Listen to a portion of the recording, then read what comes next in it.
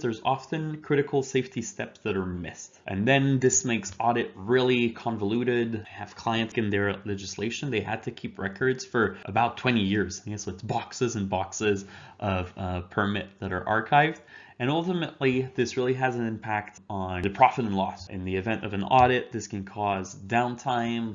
In the event of a near miss, we'll see it as well. Near miss, it has very significant impact depending on which legislation we're in, but there'll be for sure a production halt. Typically during the investigation, this could be up to a whole day. There's the effort. It mobilizes a full-on safety team to stop issuing permit and then try to understand what happens. And ultimately, the goal is to change that with an embedded permit system. The first thing will be have an instant audit trail. Both the permit and the work order are tagged together. This leads to faster investigation, but can also become into more of a predictive mode and have some pattern detection. Hopefully this gives you a good idea that you can start small, just digitize some, let's say, hot work permit, lockout, tagout procedure. Or if you're really operating a very high risk, high voltage environment, you can have the complexity that you need. It'll read the open work permit and the finished work permit, and will give us there you go.